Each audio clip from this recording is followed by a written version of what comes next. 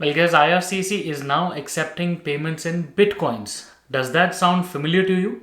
If not, then this might sound familiar to a lot of people who have been scammed by this new scam artist, or rather this new type of fraud in the market that has been going around, and we got to know about this very recently. So you heard that right. We are talking about this new type of fraud where these fraudsters are talking about the way money is being taken by IRCC, and a lot of people are falling prey towards this new style of fraud. So let's just talk about this fraud in detail today's video. Please be tuned till the end. My name is Sahil.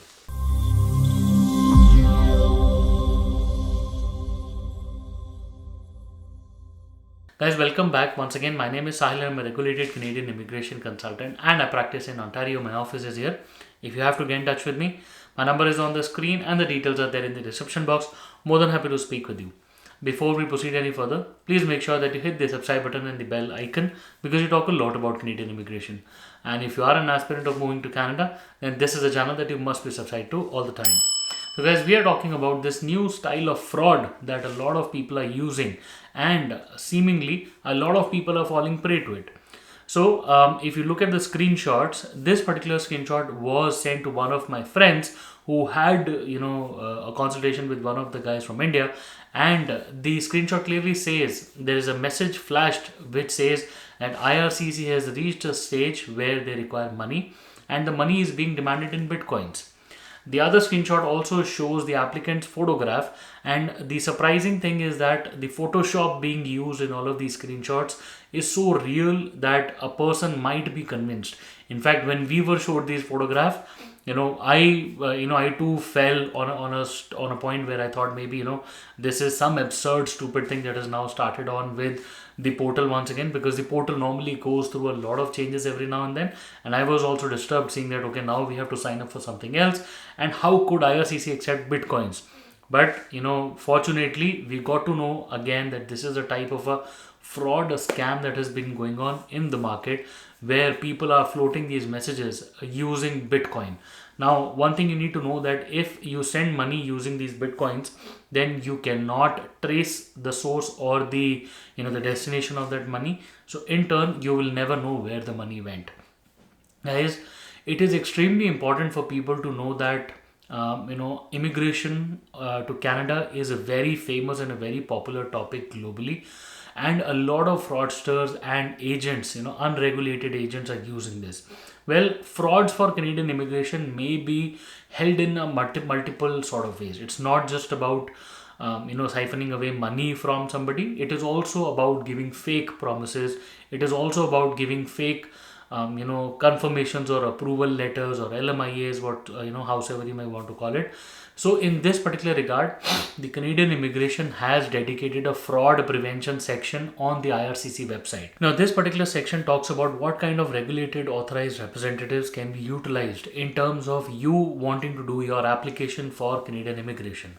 Now, as per the section, it clearly says that only three types of people can be hired as authorized representatives who can be paid for Canadian immigration services.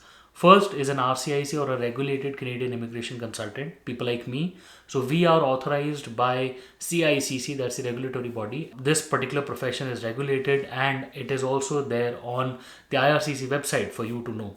The second kind of person would be a paralegal or a lawyer in Ontario or the other regulated bar associations of Canada. So basically a lawyer in Canada. And also the third is again a lawyer but in Quebec, because Quebec is always cited differently. So technically a lawyer or a regulated Canadian immigration consultant or an RCIC in Canada, these are the main types of people who can be paid.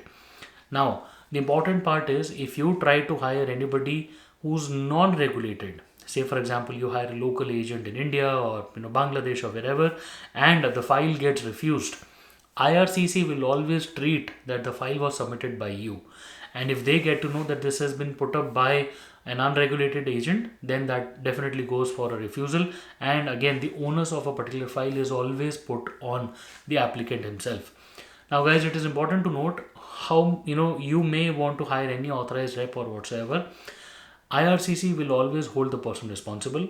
You can go back to the consultant or the regulatory body or the lawyer or the regulatory body of the lawyer to complain if the person makes a mistake. But at the end of the day, the brunt is being felt by the applicant himself or herself. So it is extremely important for you to hire the right people in terms of doing the job, so that one, you do not get any fake promises. Secondly, you get trained professionals who want to do immigration, throughout the day, every second of the day, and then they're fully trained and they talk about immigration all the time, and they stay abreast with the latest information, right? And third, they do not use any unregulated or unauthorized means or methods when it comes to your applications. Guys, it is extremely important for you to be safe when it comes to Canadian immigration, because like I said previously, it is an extremely popular and a famous topic nowadays, and anything that is popular becomes a trap where a lot of people can fall into and lose a lot of money.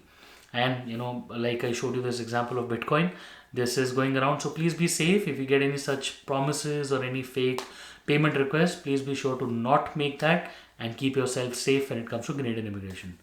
Guys, I wish you all the best, and I really hope to see you soon in Canada. All the best.